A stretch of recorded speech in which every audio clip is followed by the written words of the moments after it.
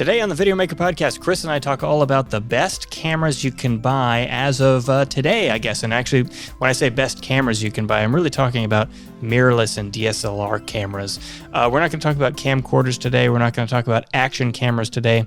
And we're not going to talk about cinema cameras today. So these are just sort of that, that hybrid camera role. This is the area that most people get started with after they, kind of graduate from shooting photos and video on their phones. This is the most popular category, at least from our experience with just traffic to the website and general reader interest. So figured we'd tackle this first. There's a lot of recommendations in here. You can always check out the article if you choose to. Just go to videomaker.com, go to the buyer's guide section of the menu, and you can see the article, and there's links to all the retailers. You can see the prices and all that. So all that out of the way, let's get on with the show. But first I want to tell you about MPB. MPB is the world's largest online platform for used photography and videography equipment. MPB is a destination for everyone, whether you've just discovered your passion for visual storytelling or you're already a pro.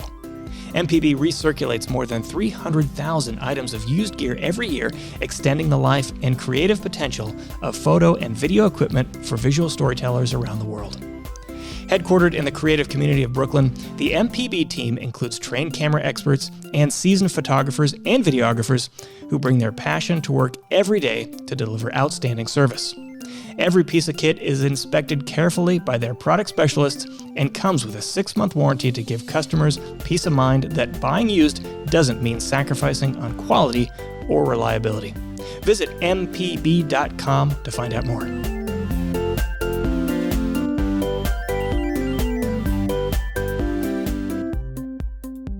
Welcome to the Videomaker Podcast. I'm Mike Wilhelm, and with me, as always, is Chris Monlux. Hello. Chris, we just started this podcast. I realized I haven't turned off the air conditioner, so I'm going to ask you about the audio setup, and maybe while you're telling us about any audio changes, I'll turn off the air conditioner. Well, and unfortunately for you, there are none. Really? That microphone looks different. Well, it's the same as the one we used on the last few episodes, but we are using the Rode. It says it on the back. I can't read it. What you say it? Podcaster. The Rodecaster. Rodecaster. So now there's a Rodecaster 2, and I'm tempted, just because I want the newest, is to reach out to Rode and go, hey, what's going on with it? Although this thing serves our needs really well and was kind of the clutch last tool to be able to make this a lot easier to do, especially because it's got built-in compression and all the rest. But yeah, audio didn't change too much today. I was thinking about doing matching microphones again, but honestly, I was just lazy, and this was on the mic clip already, so this is what I'm using. And we actually have an opportunity to change up the audio kind of in a big way soon, I guess. Yeah, I imagine we'll have a whole bunch of other mics to try out, because we'll be having a bunch of mics coming that we'll need to put through the ringer. So that'll be another fun bunch of testing, and hopefully some really high-end mics in that as well. So you can never tell, if we ever say, oh, please tell us, how the audio is, everyone. You'll never get anything. We never get anything until something sounds bad. Yep. And then someone complains. Yeah, exactly. It's like if you're doing your job well, no one notices, but as soon as you screw it up, that's when you get the complaints. Yeah. Plus, I'm not really sure where someone would give us such input, like on a review on the podcast. Like we don't want people to go, oh, the audio didn't sound as good this time. 5-star review. That's weird. Maybe the YouTube video or something. Yeah, or whatever. We'll email us. Well, good and bad news. Good news is I don't think we have to worry about the air conditioner. Bad news is I think the air conditioner's app is broken. No, bummer. So it's been hot too. So, well, I guess it rained this weekend, which is weird in June, but yeah, we're at least for here. Yeah, exactly. For Northern California. So today we're talking all about the best mirrorless cameras, right? Yeah, this is really wild. And short story here for the listeners. Chris and I always circle up to figure out what we're going to talk about in the podcast, and we're like looking at our normal hits. What do people like to hear about? And I guess we both assumed that we had already done an episode, or maybe several episodes, on the best cameras you can buy. We do talk about cameras a lot, but we didn't put it in this format. We talk about an individual camera or cameras we saw at a trade show, or best products of the year, but we haven't done it on the cameras, which If you haven't seen our article, we're always making our buyer's guides living documents. So as something new comes out, we get it, we test it against the thing that is currently our pick for best product in our guides, and we get in and have a healthy debate about if it should be replaced. So we take it really seriously, and these are high traffic pages for Videomaker. So it's obvious that people want to know this information. You know, we used to do a lot of dedicated individual reviews of things, and we found that most people are looking for the best in that category. They're not necessarily looking for a model number review. And so this is our way of being influential in the category. And I think by how many different other brand publications are doing the same thing, it seems to be probably what everybody's looking for and doing right now. Yeah, that's right. And, you know, I'm just want to, give credit to Chris here, because Chris is really he's really the person who tests out all these cameras. And, you know, you can go to YouTube and you can look up camera reviews, which, by the way, I recommend everyone do generally. Some of my favorite reviews, by the way, are the types of reviews that Videomaker doesn't do, which is like, I've been using this for the past year, and this is what I think about it. Yeah. We have a different approach, which is Chris tries everything. That's one area where YouTubers typically aren't as good, because, you know, YouTubers, like, they get their camera and they use it for a long time and they tell you what they think, which is great.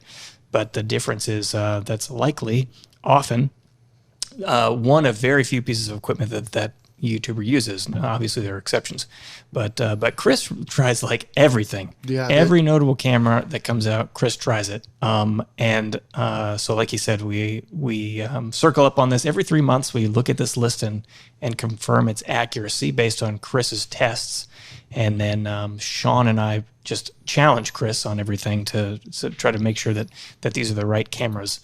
And this is the list we have, at least right now. It might change, in a few weeks, a few months. Yeah, well, and on top of that, every 3 months we look at it, but as things come out, we're also looking at that. So we're having conversations about cameras ongoing.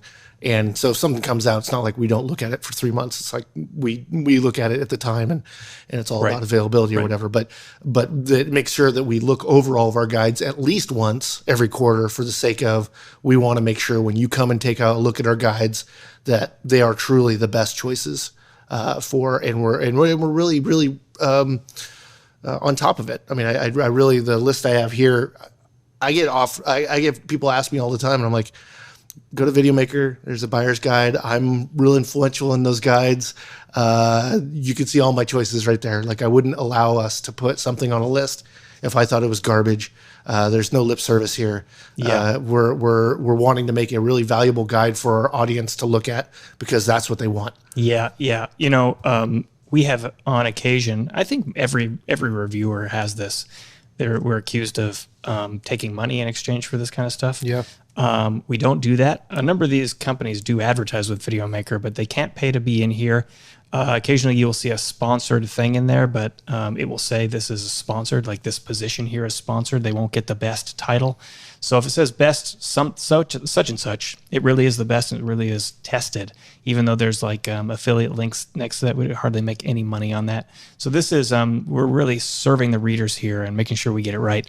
So I'm pretty proud of this list, Chris. I think we can go through this with a high level of confidence that these really are the best picks here. Should we start off with like the biggest, or should we start off with the smallest and end with the biggest? When you say biggest, do you mean the most exciting, or? Yeah, well, the title that's the best all around, or okay, yeah, you're right. Let's save best all around for the last one. So maybe we'll start at the bottom going up. So best run and gun camera, the Sony A7s3. That's right. And this is because it's a low light monster, just like all the A7S models. This is a great camera to grab when you don't know what your lighting situation is, because it's got a really sensitive image sensor. Not the best photography camera, because it's quite slow, and it's not high megapixels. I think it's, what is it, 12? I don't know if we even have it on here. 12 or 18 or something like that. Very small. But it's compared to the rest of the cameras you're going to see in the full frames category, they're all about big pixels that are more sensitive. So that's really the biggest thing for it. Great camera to just go and capture whatever you want. 12 megapixels, which is, your phone's going to be higher than that. Yeah, exactly. So, and you're doing a full frame versus, which is a big old sensor compared to your phone. So the pixels are large. And so it's a great tool when you just need to get out there and you don't know what you're going to capture. Definitely, you get that cool Sony look. And it's interesting because this was like the holy grail when cameras first came out of like low light performance, because nothing was doing like an ISO 6400 without an extreme amount of noise. And this camera is, now there's a lot of other cameras out there that are also sensitive as well, but you can crank this almost all the way up to the highest ISO and not have to worry, which is insane that, you don't have to worry about that at all. That means you can get into, you can have an interview on the street with no street lights. That's crazy. You could have it under candlelight and you could have good, clean image, which is really cool and a difficult thing to do. So cool camera, but it is somewhat of a one-trick pony when it comes to that. You're not getting your, I don't believe you're getting 10-bit internal up to UHD 4K. And it's $3,500, so it's not cheap when it comes to full frame cameras, but it's a really good one when you just need to get out there and do stuff. The crazy thing about this camera in its low light to me is not just that it can see in the dark, but it can see well in the dark. Like you said, it's a clean image. Like very low light footage looks actually good. Yeah. You're not getting all the crazy noise and color shift in noise that you might get with other cameras at high ISOs. And it's sharp still too. It's not like it's just got a ton of noise reduction on it and it's, doing it in post. It's actually, it's back illuminated sensor, I believe. And that's just how they're able to stacked back illuminated. Stacked back. But it was the camera that I remember being like, oh man, I really got to try one of those. And then I got to try it. I'm like, oh yeah, totally low light, not a problem. But then, if you have lights, that's completely unnecessary and you can be planning and you don't need to go for that trick. You might be able to get something else. And that's, different flavors for different folks, but it's the same camera, same sensor as the FX3. So there is a cinema version of this that is meant to be just a dedicated cinema camera, which is probably going to be a better camera in general if you're looking to shoot, be cinematic stuff and not worried about having a hybrid camera. Which is not a great photo camera anyways. Exactly. It's just in that form factor. So, and the FX3 is comparable in price. It's, I think, $500 more. And then they have a grip and other attributes to it that make it a little bit easier for filmmaking. But we're talking just mirrorless, not cinema cameras here. Although the next one is the most cinematic mirrorless camera. That's right. This is a little bit surprising to me. I mean, it's been on here for a long time, but the GH5S. Yeah. And the interesting thing about this is that it's a Micro Four Thirds. Micro Four Thirds, and in a day when everybody wants to sell you a full frame camera, you really don't need a large sensor if the image looks the way you want it to. And, you're going to get a lot cheaper lenses with Micro Four Thirds. And, some people say that the bokeh, or bokeh, whatever you want to call it, is not as good. And I just disagree. I've not had any shortcomings.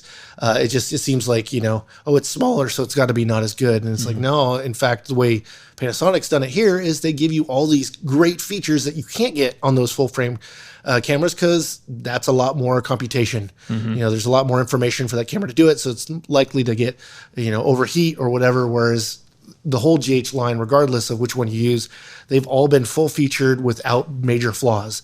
And so the GH5S, it doesn't have image stabilization on the sensor, but it does have dual ISO, which gives it a cleaner image. And just in general, it fits the cinematic mold a little bit better. You can do anamorphic with it. The GH5 2 and the GH6 are some plays on the GH5, more on the GH5 than the GH5S. I don't think that there's truly been a follow-up to the GH5S yet. Like, I'm looking for the GH6S. I'm not really sure what they'd add to it, but I can tell you that out of the GH5S, I believe it to be a more cinematic image than what's coming out of the new GH6. Now, the one thing that people always complain about with this is it doesn't have the image stabilization. It doesn't have this. Yeah, it doesn't have a sensor stabilization. So, but if you're thinking cinematic shooting, I'm thinking you're probably more likely to be on sticks, on a tripod, on a dolly, you're going to have that pro support as well. So, if you got a gimbal, your sensor stabilization is not going to do you well, one, in combination with that, but you can do far better stabilization with a gimbal than you're going to be able to do with just the sensor and the lens. So this is most cinematic for us. And we're getting into this time period, I think, where the line between still cameras and cinema cameras can be pretty blurry. Yes. And we're seeing that. Well, just right now, you're working on a review for the Canon EOS R5C. Yes. Which I guess technically they're saying it's a cinema camera, but it's got the form factor of the regular hybrid camera. Yeah, it's got the dedicated movie mode, dedicated stills mode, but it's really just an R5 with some new features because it has a fan on it, and you're able to shoot 8K RAW for longer than what the R5 on its own could shoot. So you're getting some more feature set on it, but it's just like the A7s3 and the FX3, same sensor, right? So we're finding that we can get a premium for the cinematic part. Now, given usually the workflow is better on those. So, they're meant for being a video camera, the communication in the menus and just the feature set where buttons are and that kind of thing, or for videographers or filmmakers. So it's going to be a little bit more workflow friendly for you than, say, the mirrorless brethren to that. This category, I think, is where most people start out, right? Is in the mirrorless now. So you might buy that, but spending another $500. Well, I don't know if you're looking at a $3,500 camera if you're just starting out anyway. But starting out and you want good cinema right off the bat, it's a mirrorless camera. You're not going to find an SLR that's going to offer what a mirrorless can do for a beginner. Although there are some nice ones, and I think our list is a mirrorless and DSLR. But that really mirrorless has brought down the cost. It's made some of the automatic features like Sony cameras where you can put the autofocus. You can connect it with like a gimbal, and so you can actually have them working together and communicating together. Whereas you couldn't do that with a lens that wasn't focused by wire, which is electronically focused camera. The only problem with that I really dislike about mirrorless cameras, if you turn them off and turn them on again, that autofocus, that lens just relaxed, and so it's not focused where you last focused on. But if you're not having to turn on and off the camera, like the R5C has got a horrible battery life, so you're turning it on and off all the time. Whereas like we're shooting with the R3 and the R5 here, and both of them, the battery life's well over 2 hours. So it's like you wouldn't even consider turning it on and off unless you were really short on batteries. Right. Okay, moving on to, I guess, best budget hybrid photo video camera. Yeah, and this is a category we probably ought to look at again. But the Rebel line has just been such the core of introduction to interchangeable lens cameras. I think that it's more people will know what a Rebel camera is than would know what a T8i is, or any other camera in general. It's definitely wide net, and this is kind of all the features that Canon's ever offered in one camera, and it's all complete and just there for you. It can be a very, all on auto camera for you if you are not knowing what you want and just need to shoot stuff, and you want to look halfway decent. It's going to work out well for that. And then it also has all the manual controls. So as you get more comfortable, you're able to go, I'm going to do, I'm going to manually choose what the exposure is, or I'm going to manually choose what the focus point is, or any of that kind of stuff. And that you're able to do that in the same camera. So it's a great budget beginner camera in that respect. Yeah, this is it's actually kind of an interesting thing because the price point it's cheaper than a lot of cell phones, but it's for, it's great for people who are shooting photos or videos on their mobile phone and want to get a little bit more serious about it and have all those manual controls and get into the world of interchangeable lenses. Yeah. And it, using a camera like this really does teach you the craft of taking photographs and videos. And it also happens to be a pretty good price, $749 it looks like right now. Yeah, there's so much that you can learn on a camera like this because your say your smartphone, you take a beautiful image, it's great, but it's making a lot of choices for you, whereas you could be deliberate and you might be able to get something that's even better, right? If you just easily got a beautiful picture, just imagine if you had a camera that is more capable and then you're able to make some choices about that image, it's going to be that plus some. And that's really what, if you're thinking about it, you're like, oh, I can have a shallow depth of field. That's kind of a gimmick on phones. It kind of works. It's all kind of fake. And so, it's just a different mindset, right? You're having to think about more than just the composition of the frame, which is what you start off with on a smartphone. So the next category is best hybrid photo video camera. So this is not the budget option, obviously. No. The A7R, the Sony A7R4. A7R4, and the reason for this is it's a good video camera and it's a great stills camera, and it fits those together well. So what I find a lot of people that want to look and find a camera that does both, they don't want to cut the corners on either one, right? So you want to be able to have a nice professional photo, but you also want to be able to have professional video. Well, with the A7R, you have high resolution, so it's a high resolution sensor. I think it's 47 megapixels. Let's see here, 61, so it's a great stills camera, and then the photo feature or the video features are pretty good. Mm-hmm. And really, up until recently, we aren't finding video first cameras that shoot stills. And so this is the opposite. It's like a really great stills camera that happens to have some good video features. And I would imagine in the next year or two, this is gonna flop, and not flop in the way of bad, but that we're gonna start having video first cameras that are being marketed directly that are also having still features. A buddy of Videomakers, his name's Devin. He does freelance videography, but also is getting a lot of still work. So there's a car dealership that he does work for and does a lot of auto photography for them. And he, at the moment, is using 2 different cameras to do that, because he has one that he does video with and one that's a good stills camera. And so he's always been looking for that camera that's going to be able to do both. But like a Swiss Army knife that can do a lot of things, usually you end up having, I can do a lot of things, but none of them are done it real great. I think the A7R4 is actually good, is a great camera. The image looks really great. Now, does it have all the newest features that new mirrorless cameras have? No, but you're also getting that 61 megapixels at a $3,000 price point, I think. Yeah, they're at $299 or $8 right now, so it's about $3,000. So it's a little cheaper than the A7S3, but you're getting a high resolution stills camera that has a pixel shift, a multi-shooting, so you can shoot a 240 megapixel image through it shifting the pixel around, or the pixels on the sensor, so it just shifts it one pixel, and then they can make a lot more detail in combining all the images. But it's a really cool, well-rounded camera. It's the first Sony camera that I remember testing, and it didn't overheat, and the battery life was good, and I was like, this feature set is rich and strong. And now the only reason why it's not as attractive as it once was is because now we're getting lots and lots of new video features like 4K 60 or 4K 120 or 10-bit, different flavors of 10-bit and that kind of thing that are being involved in cameras. But I think that this one, if you're doing that hybrid, it's going to meet all your needs likely, and you still can shoot logs, so it's still going to have a nice dynamic range.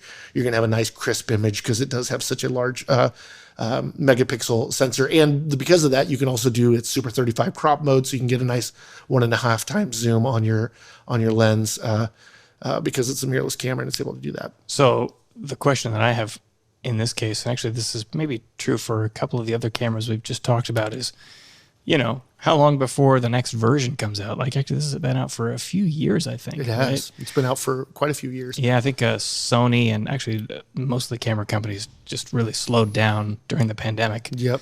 I wouldn't be surprised to see another, its successor come along anytime now. Yeah, I think that, let's face it, Canon was releasing a new camera every other quarter, if not every quarter. They were either new variation of one of the cameras, or in some cases, within 6 months, releasing one and its replacement, or one and an upgrade from it, like the difference between an A6400 and an A6600. We'll get to that in a little bit, but there's not a huge amount of feature sets that's different to say that it's actually 2 separate models, but one's more affordable, so it's kind of the entry versus otherwise. But I think that some of these categories are going to be real competitive real soon, because we're seeing some really awesome feature sets and cameras that are coming out. And I kind of feel like if they've paused this long, they're likely gonna make sure that they come out with a bang when they actually do. Because I mean, man, we went to NAB and there was like no camera announcements. I think it's just one of those. It's a well, if people aren't buying a lot of cameras right now, it might not make a lot of sense to release a lot of new versions of them. So we'll see how all that goes. But I would imagine actually just because of the trade shows and stuff are happening again, that it's weird to go to a trade show and not have news. I mean, we went to NAB and there was a couple booths that had no news and it was like, so what's going on? Not much. It's like, okay. Tell me about your stuff. Oh, well, this was released in 2018 and this kind of stuff. And it's like, well, we kind of understand everybody restricted a lot during the pandemic. So. Yeah. Yep. Except for the PTZ camera makers. Oh, yeah. It's because no operator is necessary, right? Yeah. Okay. So how about, let's see, best camera for online video, best budget camera for online video, I should say. And this is the Canon M50 Mark II. And this is just a replacement of the Mark I. And it isn't the new, or it isn't, I don't think there is a new one. It isn't a full frame. It's APS-C sensor. So you're getting a cheaper camera because of that, more affordable because the sensor's smaller. This is their, I think, M mount. I'm trying to think. I think it's M mount.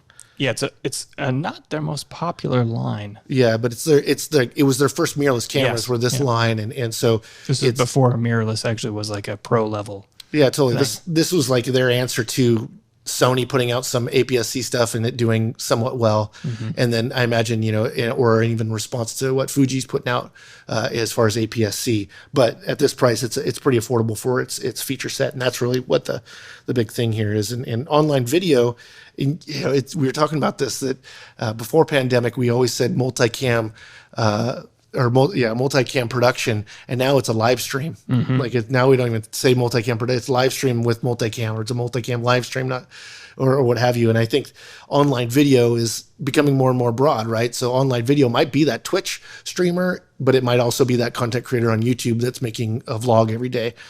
So this is, a lot of these cameras are becoming quite ubiquitous or switchable with doing, their online presence in general. So you might hook it up to your computer to use it as a webcam so you can have a more rich image. Yep, but it has the standard feature we always look for in a camera for creators. Really, is that flip out screen. Yep. It's mirrorless, so you can get those small, highly mobile lenses. Yeah, and they're not expensive. Though I'm interested to see if they continue it, being that it seems like everybody else has like one format for their full frame and then just offer a smaller sensor of the same thing. So it's interesting to see where it goes, or at least one with the same lens mount. I'd love to see RF lenses on an APS-C camera.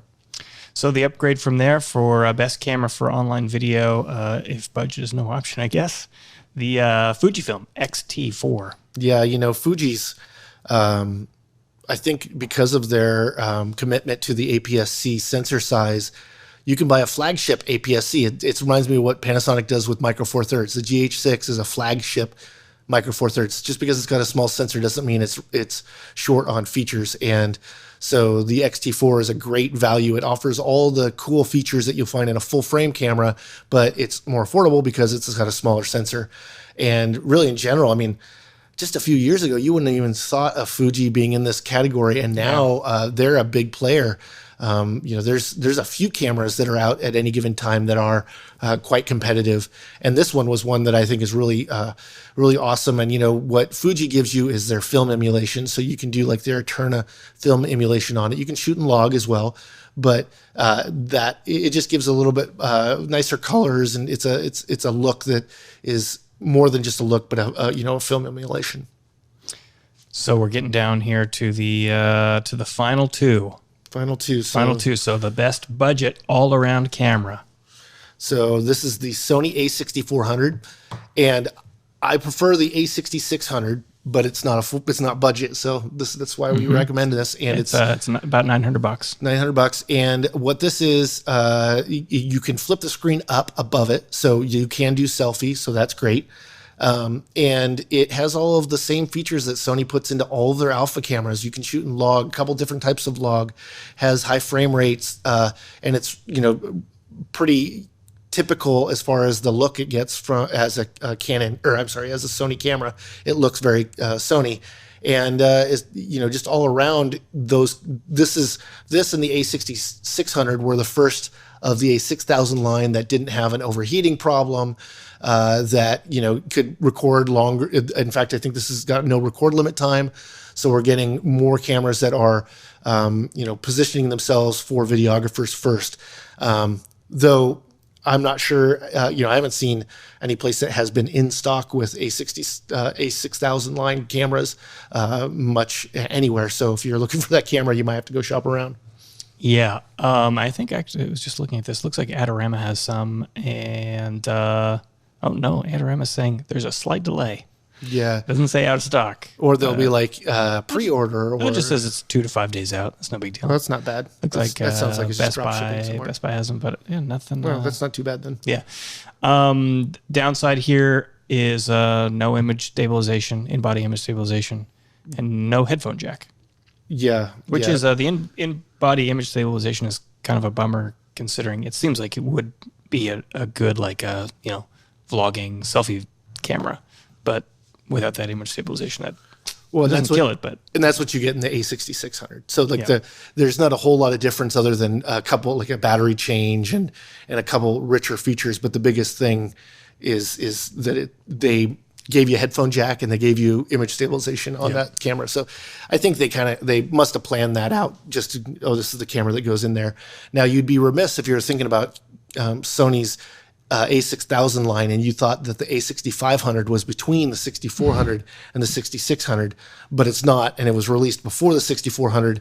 And I was shooting that in Miami when it first released. And I remember being outside for 20 minutes and it overheating. And like that was happening everywhere. And I'm like, why did they take us to Miami? This place is hot and humid and got really intense direct sun. And we're testing a camera that's overheating on everyone. Yeah. Cool. But so stay away from the 6500, 64 and the 6600. I think they were aware that it was doing it. They just knew that they had to accept it at the moment. Yeah. Well, they could have just picked a different location. Yeah. Go to Antarctica or somewhere. Yeah. Okay. The best all-around camera, the best camera that's going to be, good for most people shooting video. It's the Panasonic S5. Panasonic. Lumix S5. S5. So the cool thing about the S5 is also very sensitive, like the A7S. So it's definitely got above average low light performance.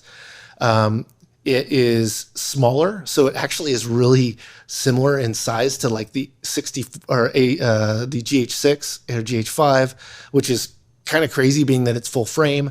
It's really affordable. It's like $2,000, I think. It's less than that. It's less than it's that. Like $1,500 bucks. Well, let's actually see if that's still accurate. It's at B&H. Yeah, actually, it's bumped up to about $2,000. $2,000. So that's like a retail, and then if you find it on sale, it'll be cheaper than that. But it's the only thing it has not going for it is media. Its media card slots are different. I don't think it has two of the same SD card slots. You have a slow and a faster one, which is kind of a bummer. But for the money, it's a lot of value, and it's a full frame camera for $2,000 that has. I mean, I don't know if there's any feature that isn't in any other Panasonic camera that it doesn't have, other than like I said, it's smaller, so it doesn't have the heat sink and those kinds of things, but it still could be recorded for long period of time. And the nice thing about it is it also is a good hybrid camera because it's also a pretty decent stills camera as well. So what always happens with these lists, and frankly reviews also, is we get people who watch the videos, read the articles, listen to the podcast, seeking validation. Yes. That I hope they pick the camera that I bought as the best all-around camera. We should caveat this and say that the camera that you bought probably is the best camera for you. Yeah. And we got to consider what's going to be the best for the most people. Yeah. And there's probably no singular person who is the average person, but at any rate, these are all kind of generalizations based on these categories that we created. Yeah. Well, and if you're looking at cameras, this is a good place to start, right? You go, they say this is the best. Why wouldn't it be the best for me? Yes. Exactly. Asking those questions like that will really help you get to what you really need personally. What is going to work for your workflow, for your production? What are some things that a camera that overheats. Some people can handle that. You might be all in the studio all the time. You might be able to have an external battery or something like that. But if you're field shooting, no one's going to go right to the fridge and throw the camera in the fridge. That's just going to be an unworkable situation. So, finding out things like that, or media card slots. I actually find this to be somewhat frustrating when they have media card slots that are either different that are different, even if they're the same format, like SDXC card slots, because I don't want to have 4 cards to have a backup for each one of those cards. Like, I'd rather have 2 cards and 1 backup, so I have an extra one and I'm able to offload or whatnot, instead of having to have even more. And usually what happens there is that one of the 2 card slots is actually slower, so you can't even use it to record all of the different features or resolutions and bit depths onto that card. So it's like you really only have 1 card slot, and they tease you with this other one that's too slow to use. Yeah. So, I'm trying to think, Chris, of the last time we had one of these meetings to go over all the cameras that, could be in these buyer's guides or on these best lists. And a camera came up where you responded with, that camera is not good. No one should buy it. I don't think that exists. No, yeah. Not typically, I can't say the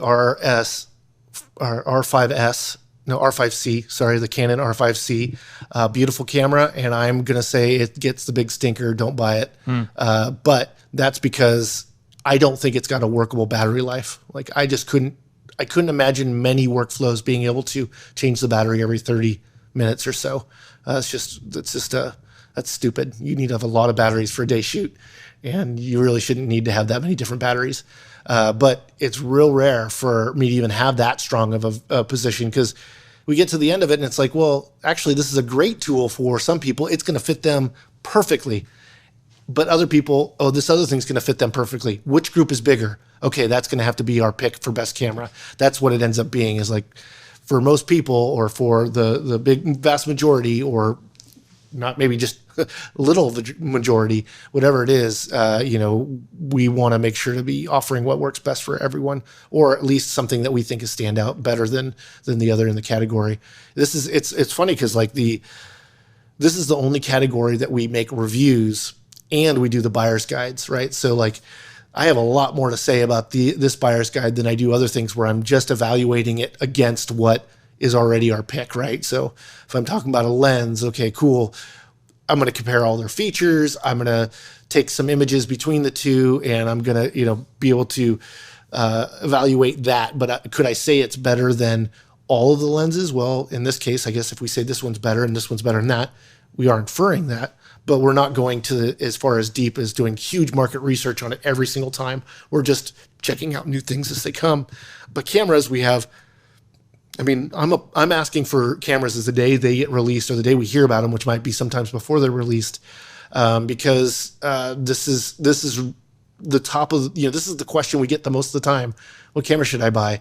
I was just answering an email from a guy that was using our buyer's guide to choose which camcorder he wanted to buy.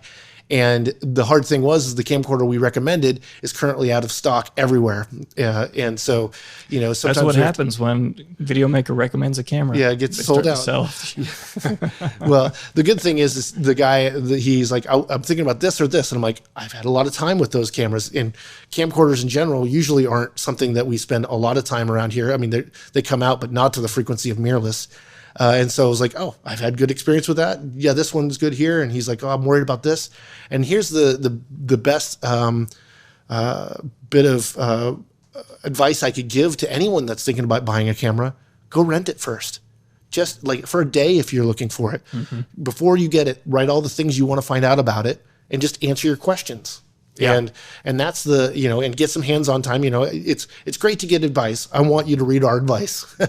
But you also need to see if it works for you. And just a day rental with the camera, just being able to touch it, you might find, oh man, I hate that I can't flip my battery open when I'm using the tripod I use. Oh, I didn't know that. That's kind of a bummer. But my other camera did. Oh, well, that's something I didn't realize was an issue for me. I couldn't come to that. Or something I didn't realize was something that I could have any different was the new Panasonic, the GH6. Actually, the rear screen will tilt and then it will flip around. And it's like, why do you want to do that? Well, when you have HDMI or mic inputs or headphone jacks, it means your screen's not going to go bumping those cables. It's out of the way. And it's like, oh, I kind of do want that now. And now I look at everything that doesn't have it, and I'm like, oh, it doesn't have that.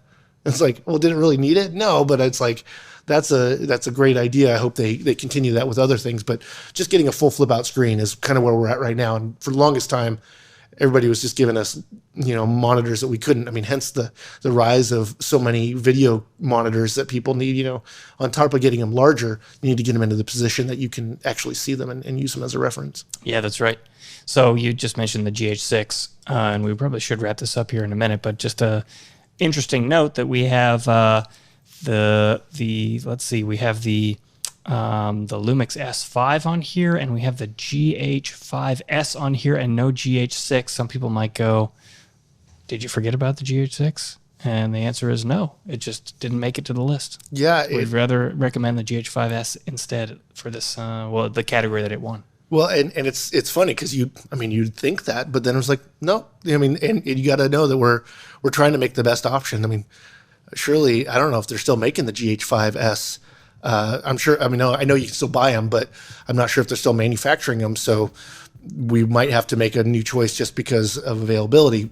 But that we try not to do that. We want to make the option until it's actually something you can get outside or whatever. Yep, that's right. Okay, should we call it there? I think so. All right. Cool. Thanks everyone for tuning in. We'll catch you next time. Big thanks to everyone for listening. Big thanks to MPB for sponsoring. As always, if you've been listening and you enjoy it, we'd love it if you went to iTunes or Apple Podcasts or Spotify or Stitcher or whatever app you like to use and subscribe to the show. It's really a convenient way to get the episodes delivered straight to your mobile device, and it's a big help for us. So for Chris Monlux and everyone here at Videomaker, I've been Mike Wilhelm, and you've been listening to the Videomaker Podcast. We'll catch you next time.